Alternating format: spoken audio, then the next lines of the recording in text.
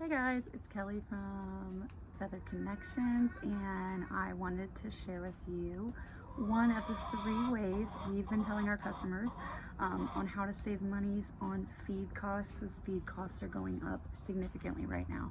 So way number 1 will be in this video. It is how to ferment your feed, or at the very least how to wet it down to create more feed and make it less likely that the birds are able to spread it out and throw it everywhere and thus waste it. Way number 2 is to grow fodder. It's very similar to microgreens, but it's just with whole grains that animals would eat. It's very, very easy. I will make another video on that on another time.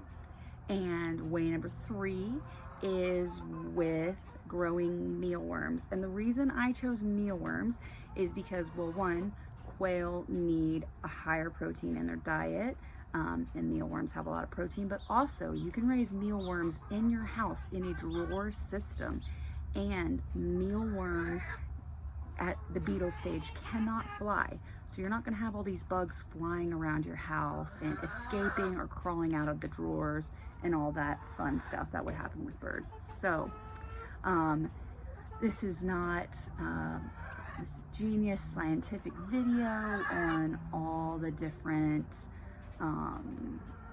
reasons why we do the way we do. This is just simply what we've done.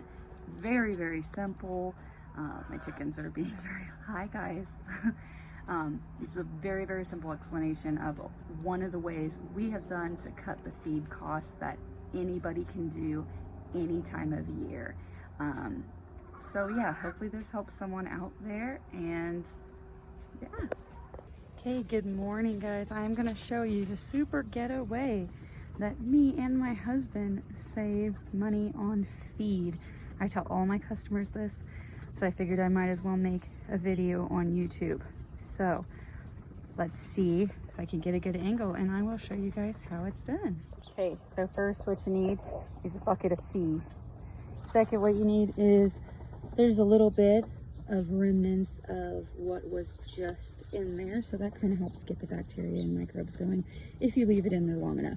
But you need a second bucket, and what you're going to do is scoop the dry food into this bucket, however much you want, and then you're just going to add enough water to cover the top of it a couple inches, and then stir it around. And let me show you what that looks like once you do it. So as you can see here, I moved some scoops over here. Now we're going to add water on top of it.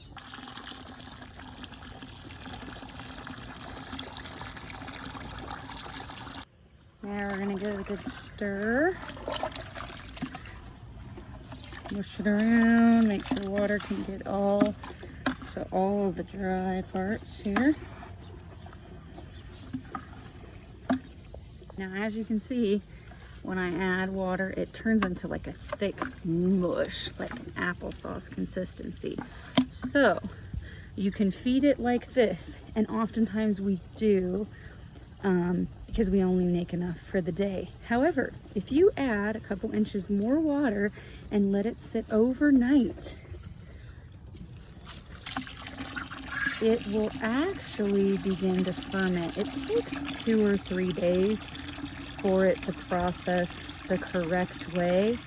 But even if you do not let it ferment, and I'm not knocking fermentation because it has so many amazing health benefits for the animals, and it makes them feel full and they will eat less. However, if you do not have time for that, you don't have extra buckets to sit around, it's the wrong time of year, like winter where it'll freeze solid, what we do is just add enough water that it is a thicker mush like that. When it is wet, they cannot sift through it, and they will not dump it all over the place. So it also expands the food, kind of like oatmeal. When you get it wet, it gets a little bit bigger and there's more food there. So that's what we do. If you let it sit long enough, like I said, 2 or 3 days, it will actually ferment. It'll be even healthier. If you don't have time to do that, get the food wet, stir it around, and give them like an applesauce consistency of food, because they will waste a whole lot less. And what we do is we take these little Tupperwares I bought at the dollar store, cut holes in them just big enough for the birds to put their head and neck in, and then we put the fermented or just wetted down food in there, so it's even less waste. I will say, you guys, this is something that we've done. You got to kind of play with it. If you want to ferment it, awesome. It's got great nutritional benefits. If you just want to wet down the food so they're not throwing and flaking the food everywhere, it still saves a ton of money and it makes your food last longer.